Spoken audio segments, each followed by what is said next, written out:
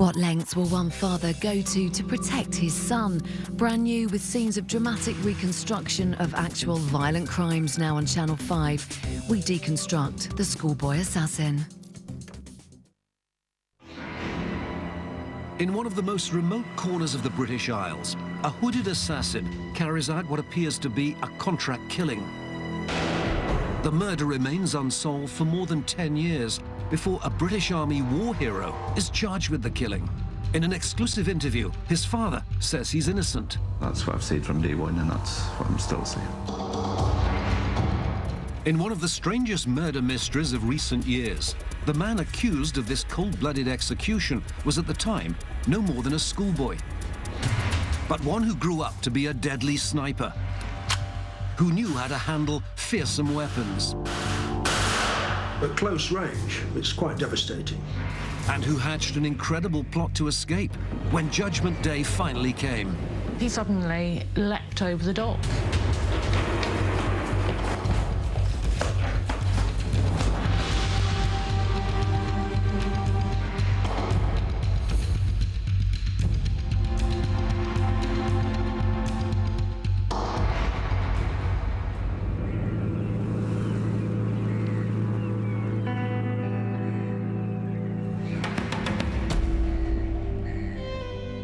The Orkney Islands, north of the Scottish mainland, have a unique and sometimes violent history.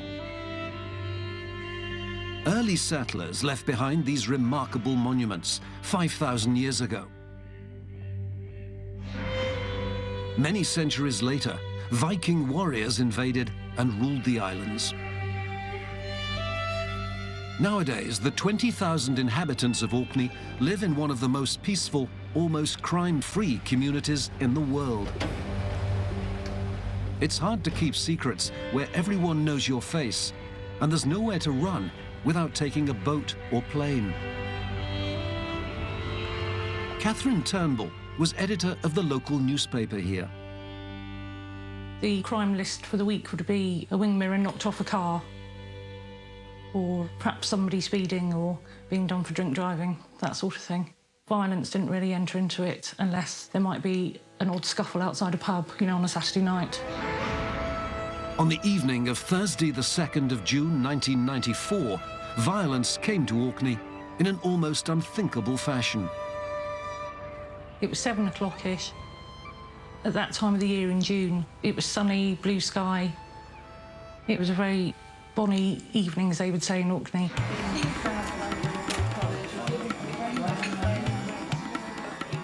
Inside the island's only Indian restaurant, in Orkney's main town, Kirkwall, diners had just settled down to an early evening meal. There were several families with young children. Suddenly the door burst open. Somebody walked in with a long stride, wearing a balaclava, and had a gun. He walked up to a table. The waiter was serving them, and he came in, gun to the head.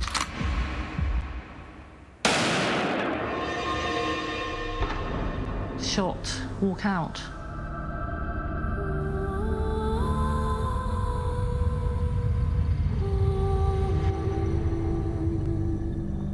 The victim was 27-year-old Shamsuddin Mahmood, known as Shamal, a Bangladeshi and one of only a handful of Asians living in Orkney. Fired from less than a foot away, the bullet entered his left eye, passed right through his head, and lodged in the restaurant wall. He died almost instantly. It happened so quickly, I don't think anybody had a clue, even after it had happened, what actually had happened. There'd been no murder in Orkney for 25 years, let alone what looked like a cold-blooded professional execution. Solving this crime fell to one of Britain's smallest police forces, the Northern Constabulary, who cover a vast area of the Highlands and Islands from their headquarters in Inverness. The primary evidence at the scene was the bullet itself, which was embedded in the wall behind Mr. Mahmood, and also the bullet casing that had fallen from the gun after it had fired the bullet. This single bullet casing was the best lead police had. David Dyson is a lawyer and firearms expert who's testified in many murder trials. The fact that there's a cartridge case at the location indicates immediately the use of a self-loading pistol, something of this kind. The cartridge case is ejected from this port. An ejector mechanism pulls the empty cartridge case from the chamber and throws it out of the side of the pistol. If we consider a revolver, the cartridges are loaded into the revolver cylinder, and when the gun's fired, each cartridge is retained within the cylinder. So when the gunman leaves the scene, he takes not only the gun, but he takes the fired cartridges with him. So that immediately tells us that we're looking at a self-loading pistol, and there's a lot of information that can be gained from that cartridge case. Every cartridge case carries telltale markings, similar to a hallmark on a piece of jewellery. Manufacturers will put their own marks on the head of the cartridge case. That's referred to as a head stamp. It will normally include the caliber, and quite often with military ammunition, you'll also find a date code stamped on it as well. The local policeman who knew most about guns was an ex-soldier, Constable Eddie Ross. I've been involved with shooting and firearms most of my life. I was a member of a local club. Initially, my role when I came on shift in the morning was to basically guard duty outside the restaurant. There was police tape up here and there, and I just had to stop people passing the front of the restaurant. Some of the scenes of crime people asked if I would come in and have a look at a casing that was lying on the floor. I agreed to do this and had a look at it.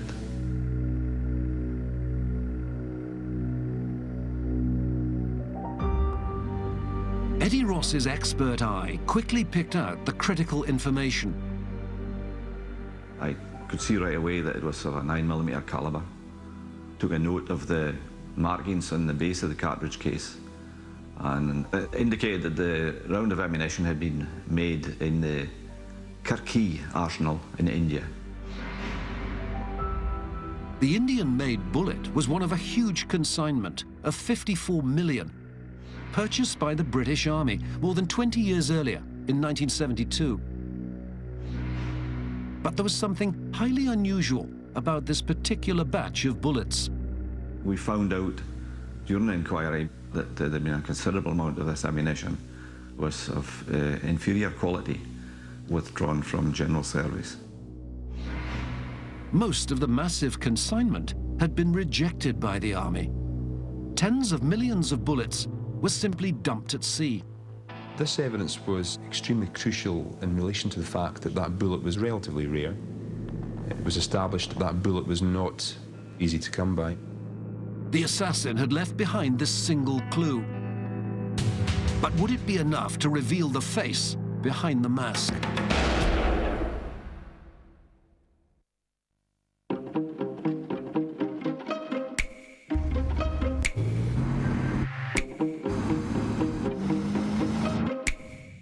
The Audi A6 bi-turbo.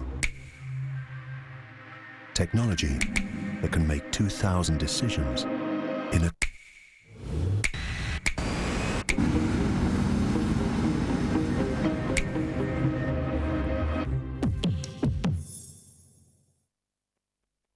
Kathy and Mike, bored. They want to watch more of the latest and biggest movies, not wait a year for them. Well, now they can. With Now TV. Heist movie. Cracking stuff. Ah, the mirror technique. Fantastiche. Step away from the snack. Get more of the latest and biggest movies 12 months before Netflix or Love Film Instant. Just $8.99 a month for the first 3 months with no contract. Get your free trial at nowtv.com. Sergey! Sergey, you have beetle belly. Your toy does not.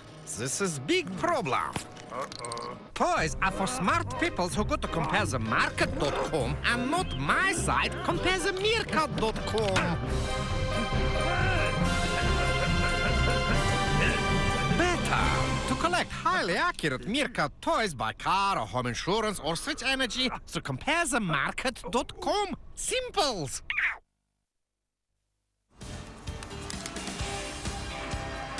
I want to lead a double life. Let's make it happen.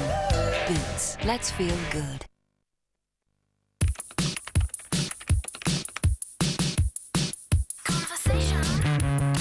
Don't panic. Comes out all the time. Take a scoop of Vanish, soak our towel, give it a bit of a rub. The stain's already disappearing. What you do, you take Vanish powder, mix it with a little bit of water, use the scoop to work the Vanish into the stain. Add one more scoop into the wash. Red wine stain. I'd get my Vanish. One scoop will do. Check it out. The stain's vanished. I washed it, it's gone. Vibrant colour and no stain. Ta-da! No stain.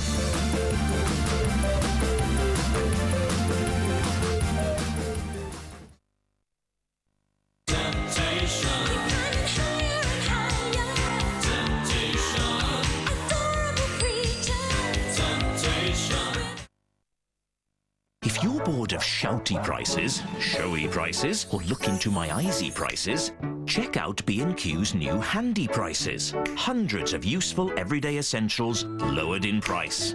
Need some of those. And held down low. Lovely. Handy Prices from B&Q to help you do it.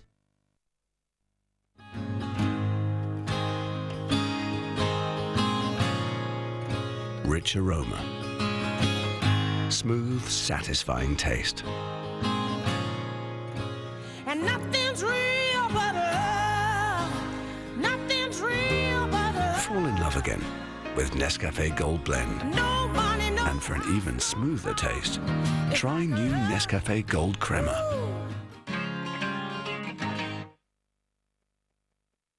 Framed for a murder he didn't commit. He didn't kill him. The only thing separating Taylor from the vigilantes... We're not criminals, Jack. ...is a thin blue line. He doesn't deserve to live. Who decides that? You? Jack Taylor, 9 o'clock tonight on Channel 5. Catch the first episode anytime on Demand 5.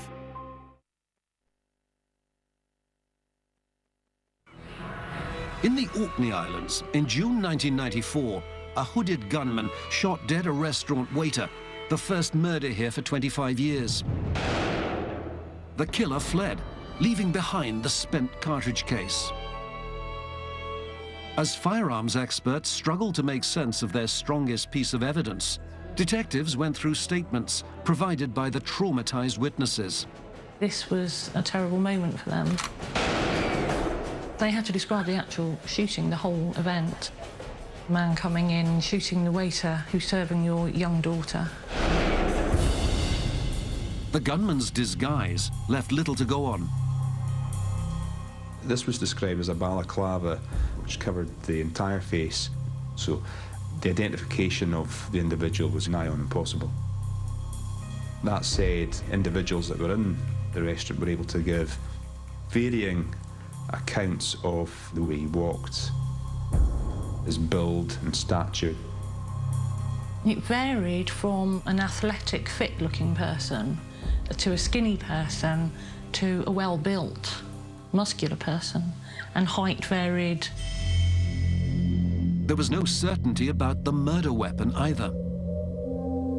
In terms of the colour, there were varying descriptions, ranging from silver to black to gunmetal grey. Everybody saw something different. They described it in a different way. Was there anything in the victim's past that could explain his murder?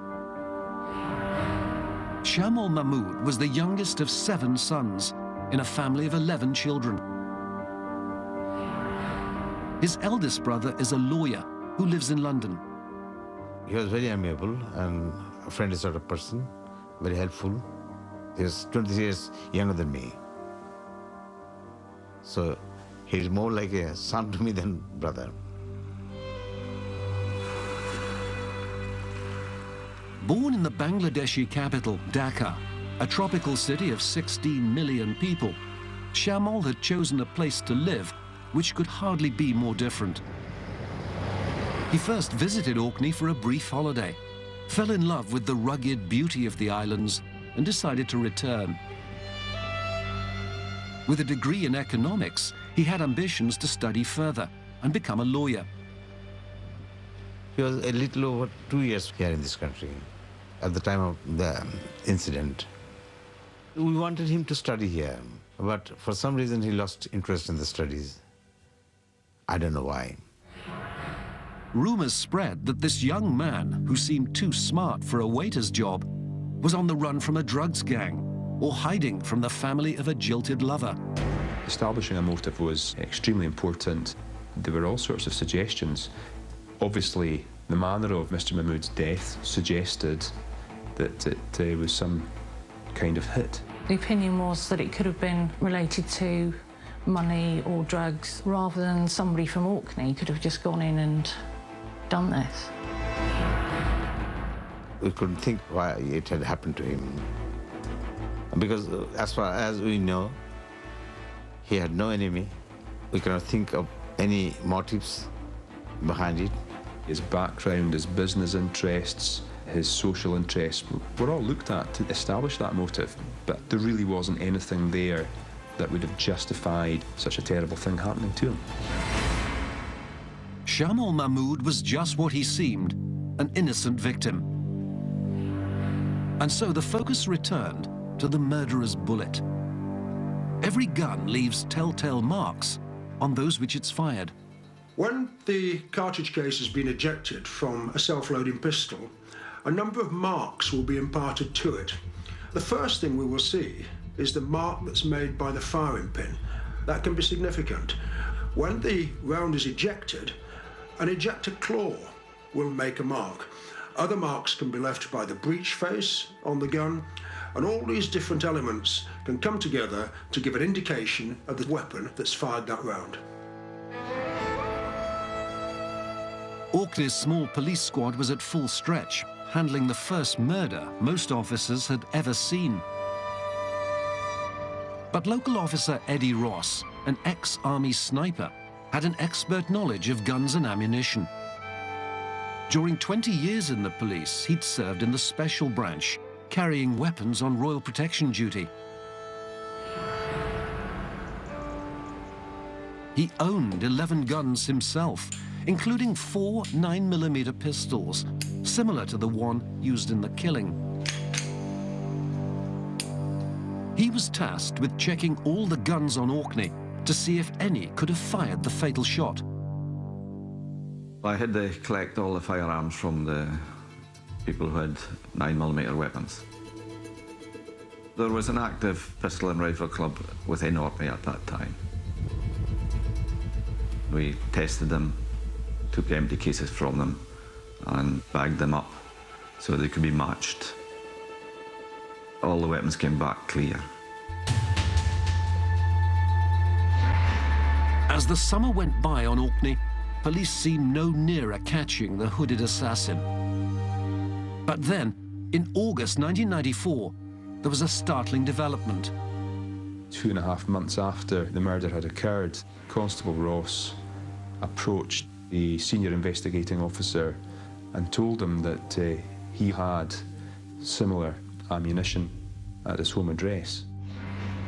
The man playing a key role in hunting the murderer now admitted he owned ammunition from the same rare ex-British Army batch, identical to the bullet which killed Shamsuddin Mahmood. When I was going through my own ammunition, there was a box of 9mm, and it bore the same markings as the case that was found in the restaurant. This kind of ammunition was a main line of inquiry. Constable Ross was asked why he hadn't informed the inquiry team prior to that. That box of ammunition had lain for quite a number of years, and you just don't, if it's there, it's there, you don't see it, if you understand me. It's only when I was going through the box at a later stage that I pulled it out and realised what it was, the significance of the markings on it in relation to the case that was on the restaurant floor. Constable Ross's extraordinary admission came as detectives were following up another line of inquiry. The inquiry team received a report of an unusual sighting in a place called Papdale Woods in Kirkwall, 2 weeks prior to the crime occurring. An individual dressed in almost exactly the same clothing as the person in the restaurant with a gun, jumping about in what was described as army or commando manoeuvres. It appeared very strange to the extent that a mother and daughter actually watched this through a set of binoculars and reported that to the police. Some weeks later, they contacted the police to say that they'd seen the person walking around Kirkwall. He was subsequently identified as Michael Ross. Michael Ross is the son of Constable Eddie Ross. Then aged just 15, a pupil at Kirkwall Grammar School, he was a soldier in the making, a keen member of the local army cadets. So was he the mysterious figure who'd been spotted in the woods 2 weeks before the killing? When he was initially questioned about it, he denied he had been that individual at Papdale Woods. First the policeman, and now his son, seemed to have questions to answer about the murder. And so investigators applied for a search warrant. Our house was searched, I think it was in December, 1994.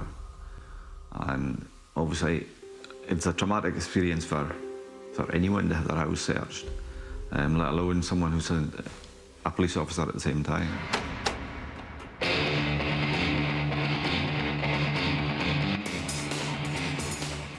During the search of Michael Ross's bedroom, there were a number of items recovered.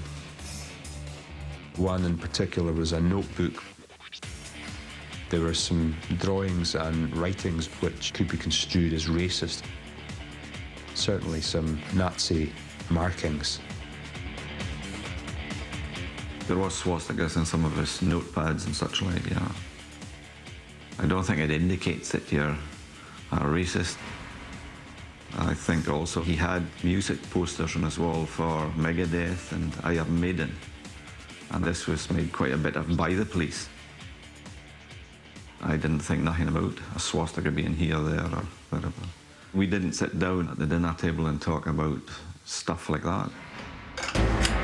The search turned up another unusual find. In addition, there was a deactivated 9mm submachine gun given to him by his father. This was indicative of maybe the relationship that Michael and his father seemed to have. I know people find that a strange gift, but that was our sort of life.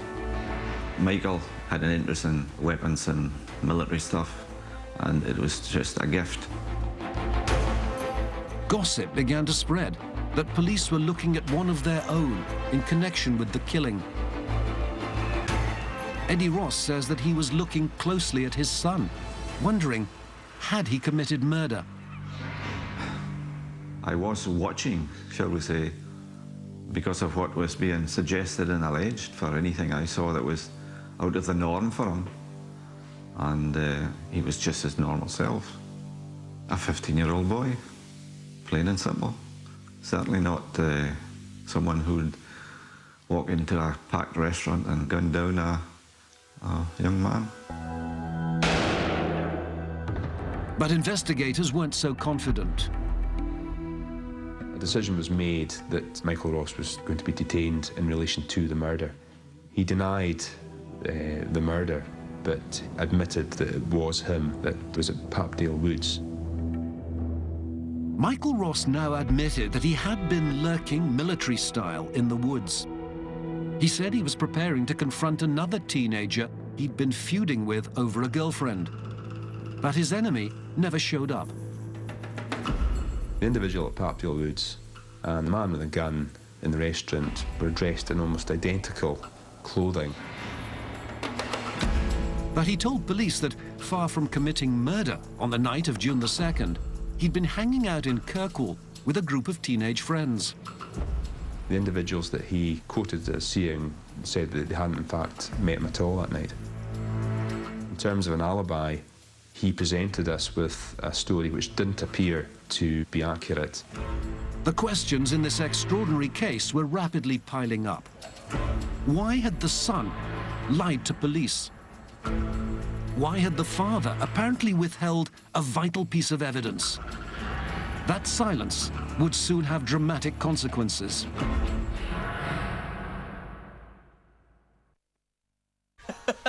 Dan, are you mad?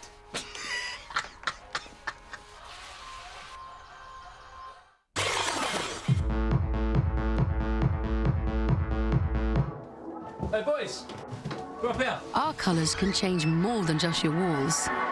Dulux Endurance is up to 20 times more party-proof than our standard emulsion. And right now, Dulux testers are 3 for £1. Pick up yours in-store or online. Dulux, let's colour.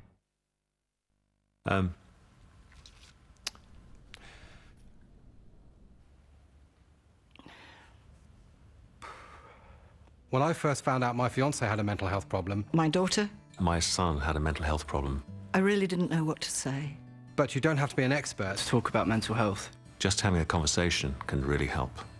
Hear our stories online. And start your conversation today. It's time to talk. It's time to change. Find somewhere special with the largest range of hotels in the UK. Laterooms.com for your every need. Think of your fellow man, lend him a helping hand, put a little love in your... Some things work better together. Did you know it's proven that together with Benecol, you can lower your cholesterol by up to 10% in just 3 weeks? Benecol, let's lower cholesterol together. And why not try our fat-free garden fruits yogurts? Not only do they taste delicious, they're also proven to lower cholesterol.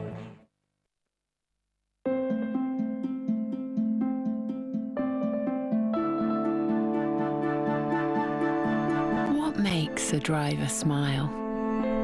When intelligence works with intuition to make something better. All new Ford Cougar. The smart utility vehicle.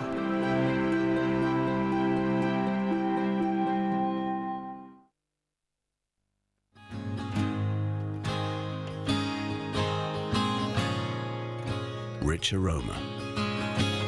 Smooth, satisfying taste. And nothing's real but love. Nothing's real but love. Fall in love again with Nescafe Gold Blend. No money, no... And for an even smoother taste, try new Nescafe Gold Crema.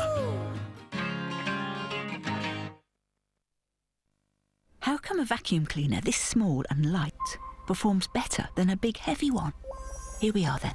Nylon brushes for carpets, soft anti-static carbon fibres for hard floors, all on a self-adjusting cleaner head. Ball technology to turn on a sixpence, and 2-tier radial cyclones to capture more microscopic dust. Talk about concentrated technology. If you're bored of tricksy prices, flashy prices, or look into my eyesy prices, check out B&Q's new Handy Prices. Hundreds of useful everyday essentials lowered in price. Very useful. And held down low. Handy Prices from B&Q to help you do it. Munich 1958, one of the worst tragedies in the history of sport. We're not going to make it! I thought it was dead. 55 years on, Channel 5 revisits an horrific tale of scandal that altered the course of modern aviation. Manchester United, Munich air crash. 10 o'clock Monday on Channel 5.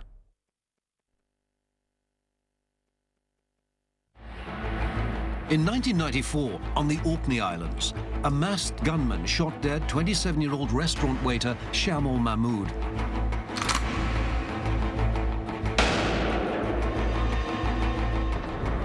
There seemed to be no motive, and at first no clue as to the identity of the hooded assassin. Then suspicions gathered around a father and son. Policeman Eddie Ross and his 15-year-old boy Michael. Orkney, with a population of 20,000 people living on 20 islands, is like a village. Gossip and news travels fast when a well-known local family is implicated in murder. But one of the Ross's neighbours refused to believe they could be involved. The initial theory with most people was it had been a contract. Possibly drugs, I don't know, but my theory was a contract, and it still is. It's not the type of action, so a young lad just to walk into a restaurant, shoot somebody. No doubt 15-year-old boys have done that type of thing in maybe inner cities where they grew up with violence. But this was a young lad that grew up in a rural community, never done anything wrong in his life. Absolute nonsense. The initial reaction was that it was an outsider, not somebody from Orkney, that did it. It was almost like Orkney's darkest hour, and people are very, very proud of Orkney and protective of how it's perceived by the world. There's a lot of support for the Ross family, and those who know the family really well are very, very supportive.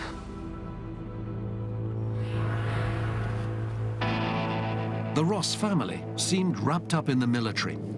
Michael Ross's only ambition was to be a soldier. Eddie Ross kept 11 guns and piles of ammunition at home. He even gave his son a machine gun to play with. This was an old deactivated machine gun that he just gave Michael. It gives us an ornament. The only way he could kill anybody with it is if he hit them over the head with it.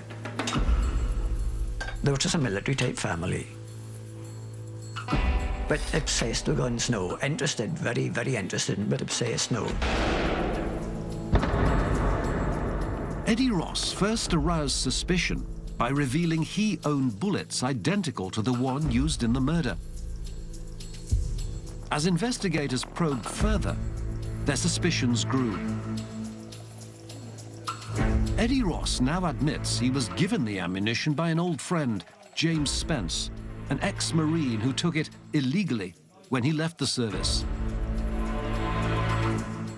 How he came across it, I can't remember how that was.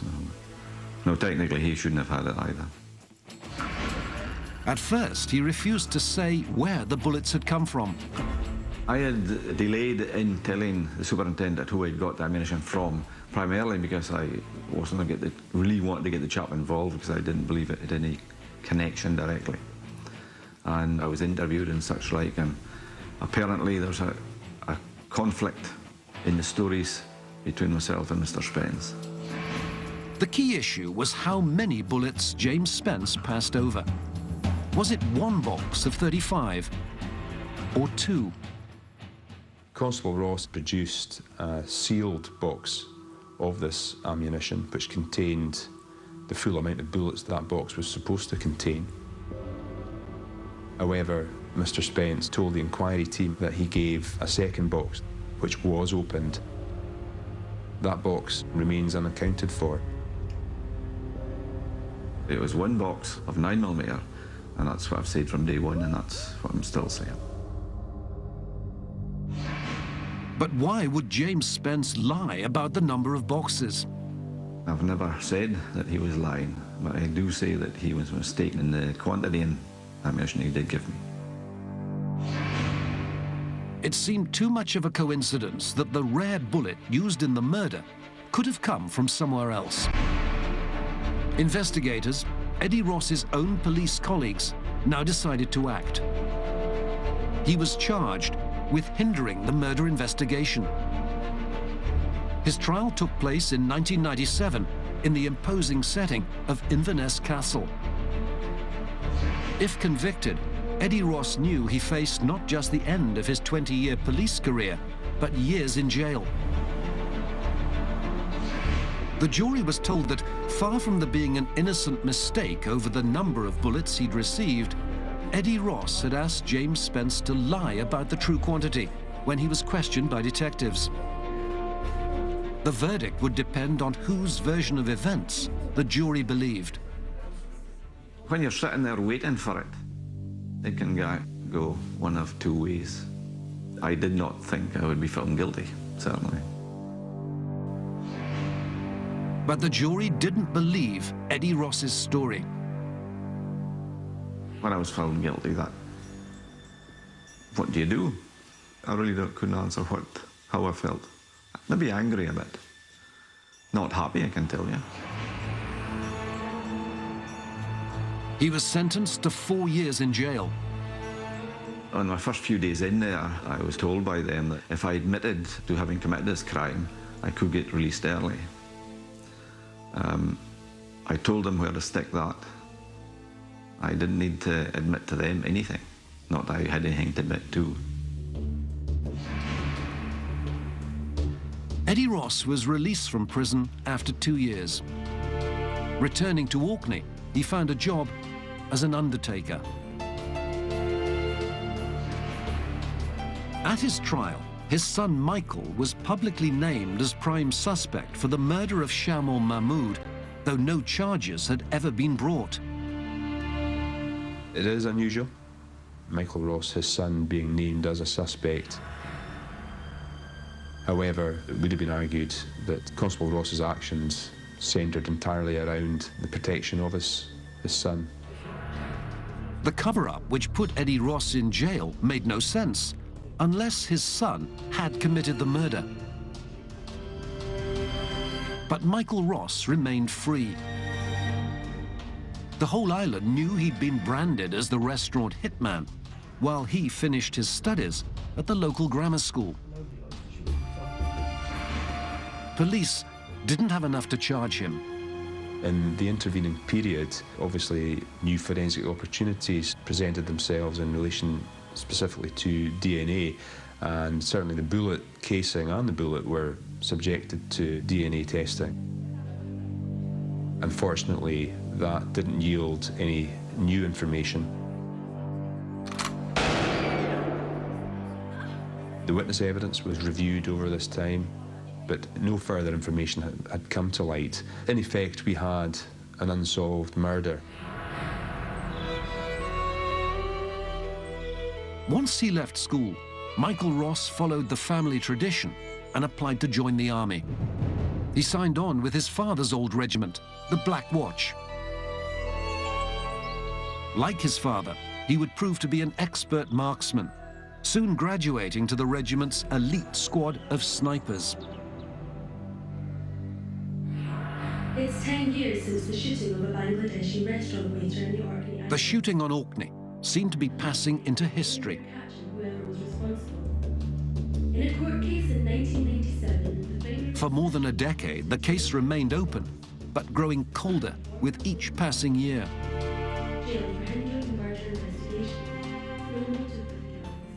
There was occasionally, well, not occasionally, quite a lot of times, if something came up in the media, we did have a wee chat about it, but he was in the military by that time, so we didn't really see very much of him. 5 rockets and mortars were fired. The heaviest bombardment the Black Watch has suffered. As the years passed, Michael Ross was attracting attention for quite different reasons. In 2004, his Black Watch detachment, filmed by a news team, were engaged in several deadly clashes in Iraq. On one occasion, he was in an armoured vehicle. He was the armoured vehicle commander when a car bomber approached the column, detonated the car bomb. 3 of his colleagues were killed outright. Michael Ross fired at attackers, then helped the wounded. For this and other incidents, he received commendation and a rare mention in dispatches. The murder suspect was now a war hero, a corporal, married with 2 young children, and a glittering career ahead of him.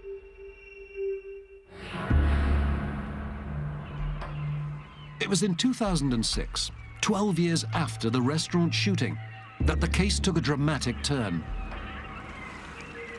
It was a bolt out of the blue.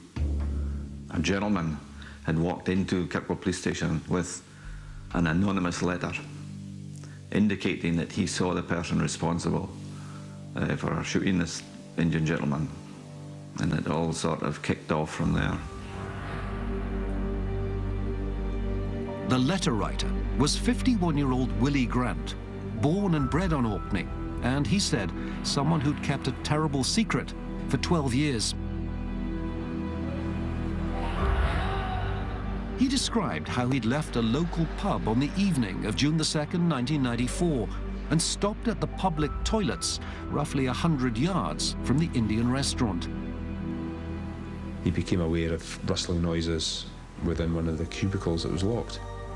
The cubicle door was opened and an individual walked out he identified as Michael Ross, holding a semi-automatic handgun. I thought, you know, who the hell is this guy? Why and how could you wait 12 years before coming forward with such information? It did seem extraordinary that he would have this kind of information and not come forward with it. If he waited 12 years, why not wait the remainder of his life and go to his grave with it?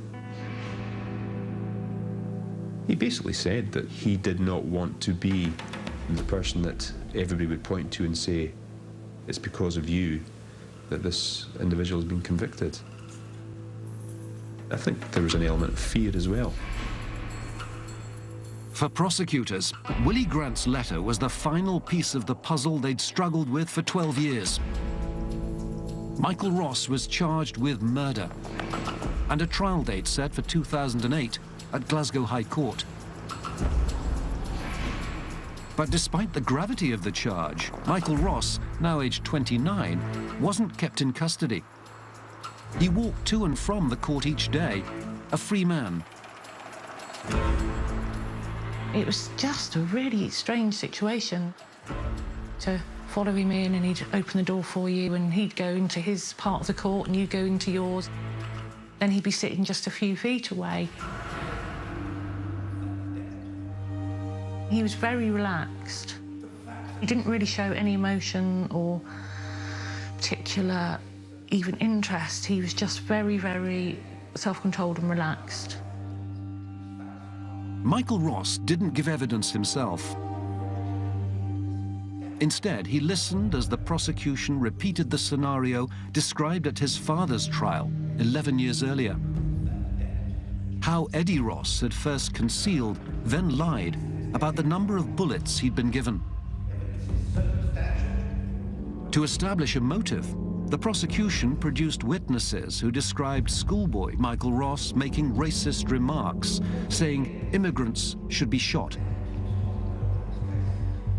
It was claimed that Shamsuddin Mahmood was targeted purely because of his race. But for the defense, army officers told how some of Michael Ross's best pals among the squaddies were black. His military record was exemplary. Some people thought he'd done it, some people thought he hadn't done it, but everybody thought he probably wouldn't be found guilty of it. There wasn't any hard evidence that placed him there. But of course, with Scottish verdicts, you also have, apart from guilty and not guilty, you have a not proven verdict. I think in our heart of hearts, we all felt that that was probably what would happen. The jury had to decide, was Michael Ross a hero who'd suffered 14 years of cruel gossip? Or a racist and coward who could gun down an innocent man?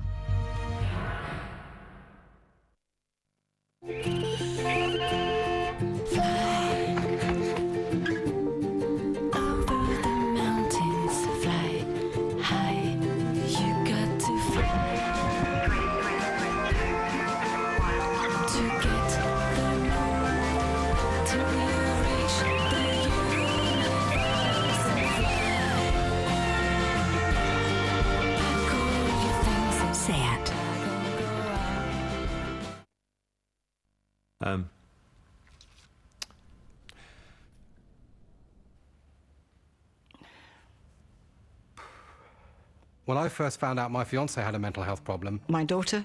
My son had a mental health problem. I really didn't know what to say. But you don't have to be an expert to talk about mental health. Just having a conversation can really help. hear our stories online, and start your conversation today. It's time to talk. It's time to change. Happy birthday! Let's take a picture.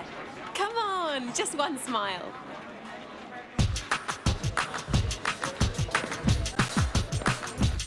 You say I do, I say can't we talk? You say we do, I say see I love. You say we kiss, I say me how. We do. Come on in, make yourself. Samsung Galaxy Note 2. Be creative.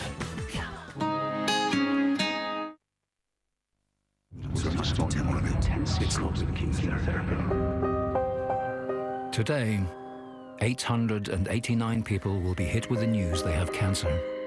Then it will hit everyone who loves them.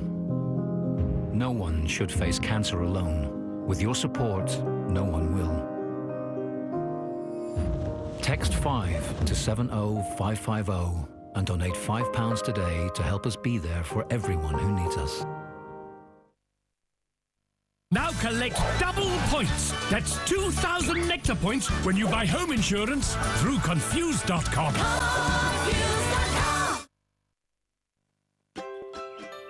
When muscular pain strikes, you can feel afraid to move, trapped inside your body. New Salonpas is pain relief medicine in a patch. Ultra thin and applied directly to the point of pain, Salonpas is clinically proven to give long-lasting relief. Salonpas helps to get you moving. New Salonpas, now available in pharmacies. Salonpas. From seriously strong cheddar comes the only spreadable with an extra mature cheddar taste. So tangy. So intense, so overflowing with delicious flavours. Seriously strong spreadable. It's all about the taste. Fly over the mountains, fly high. Seat. Enjoy great value this spring at Argos. Save £50 on this Asus Windows 8 laptop, now under £300, with a huge 1 TB hard drive. And get this Apple iPod Touch for under £150 with a free £10 Argos voucher. For thousands more great deals, Argos it. It's about the locations. It's about the banter. It's about the adrenaline. It's all of these things. Let battle commence. But above all, it's the competition. Robson's Extreme Fishing Challenge, 9 o'clock Monday on Channel 5.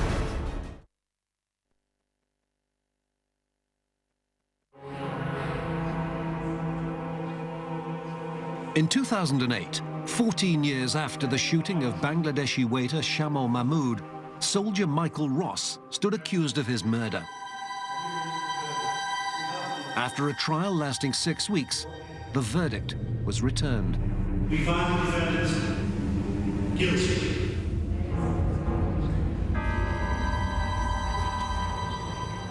We were absolutely astonished. It wasn't until that moment that I realised that I really, really didn't think he was going to be convicted.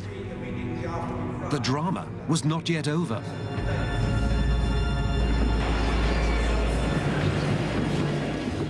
Michael Ross suddenly leapt over the dock and raced across the courtroom towards where the jury were, and they were all... He managed to get a long way down the corridor towards the fire exit before somebody threw themselves on top of him. As a serviceman, if you're in a sticky situation, you use escape and evasion tactics. Speaking to Michael afterwards, all he said to me, he was just going to head for the hills. With Michael Ross safely locked up, another of his secrets now came to light. Police were called to this Glasgow superstore car park, not far from the court buildings, to investigate a hire car left apparently abandoned for nearly a week. In the boot, they found a rucksack with army survival equipment, but also 3 hand grenades and a loaded machine gun. Michael Ross had rented the car and put it in position should he need to escape. It's now known that he'd smuggled the machine gun back from army duties in Kosovo in 1999, hidden in the back of a TV set. This is a Czechoslovakian-made Scorpion machine pistol. It's capable of firing at a rate of 840 rounds a minute.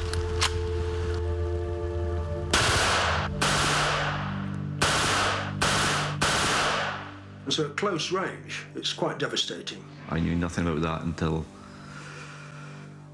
sometime later, when it became apparent that he had this stuff in a car. He had never mentioned anything to me in relation to that.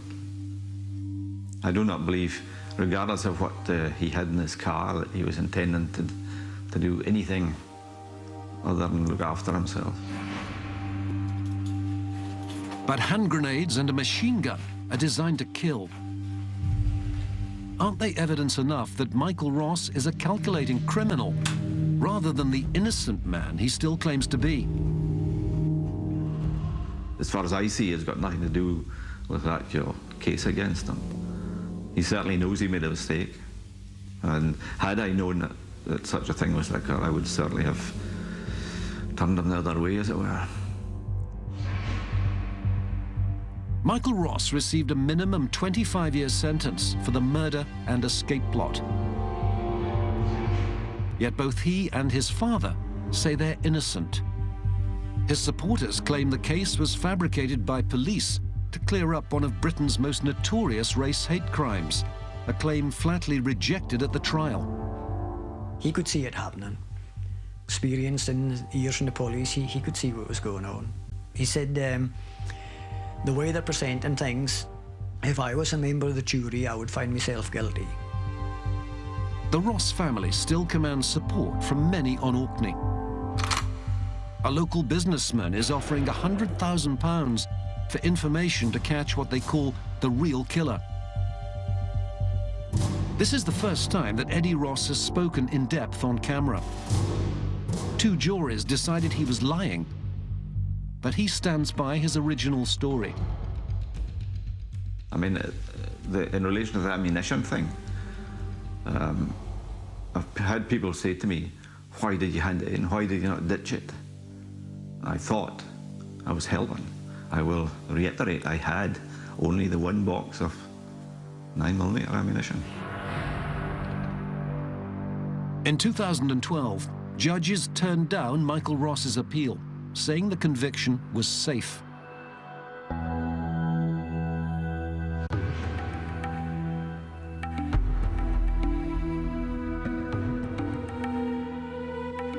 So does he believe there's been a miscarriage of justice? The escape kit lying in the boot of the car, you don't pre-plan something like that if you think that you are genuinely innocent. Grenades and a machine gun are not the sort of thing that very, very useful when it comes to living off the land. The idea that he was prepared to go out in a hail of gunfire would belie the idea that he was just an innocent person who could never have done that. We're just completely and utterly blinkering ourselves if we consider that route. But how likely is it that a teenager can become a cool and efficient hitman? The idea that Michael would be too naive as a 15-year-old to be so careful and forensically aware belies the idea that his military mindset and careful precision in carrying this out were all evident in his childhood and his upbringing. To take it one step further, when it comes to a profession which shows a lack of interpersonal consideration for others, being a sniper is probably second only to an executioner, because in both cases, your only purpose in life is to actually kill other human beings. On Orkney, sympathy for Eddie Ross stems from the fact that he's also paid a heavy price for his son's crime. In this case, you've got the father who actually has committed a crime to support his son. I get the idea of duty here. I get the idea of protection. But in this case, it's reached an extreme proportion. A once close-knit family has been shamed and shattered. How is Michael dealing with this? Himself, he's fine. He's physically and mentally. He's quite a laid-back chap. He gets on well with the staff and inmates and such like. He's married with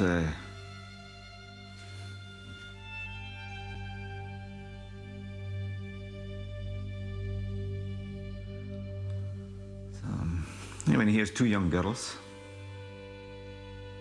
They're growing up.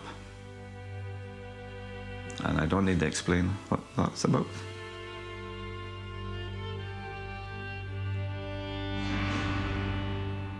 Michael Ross will be in his mid-50s when he regains his freedom.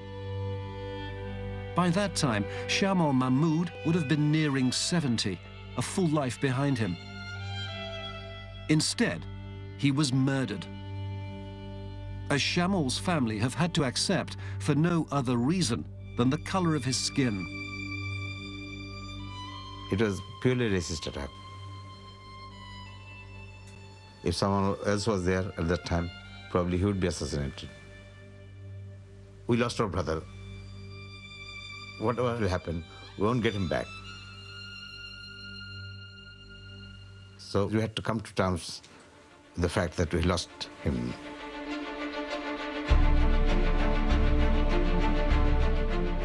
Next Wednesday night at 8 here on Channel 5, we explore if it was nature or nurture that made Fred West born to kill.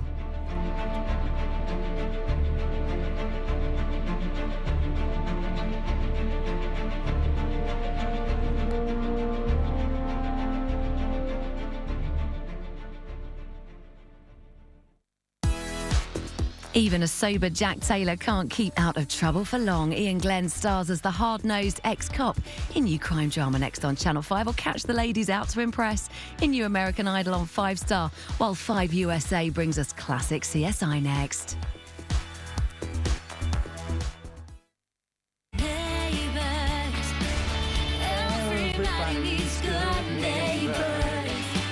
Think you can sing the Neighbours theme tune? Well, the Aussies are taking on the Pommies. This is your chance to represent the UK in a sing-off right here in Melbourne, Australia. And if you win, you become the singer of the new Neighbours theme tune. Simple. Fancy your chances? Head to channel5.com/Neighbours Remixed. Now.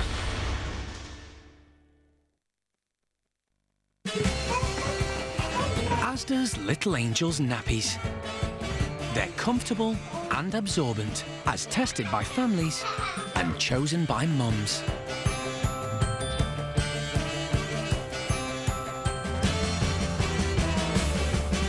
Try them on your little ones with any 2 of these packs for only £10. And go online for the chance to win a year's supply of Little Angels nappies. Asda, saving you money every day. Love film.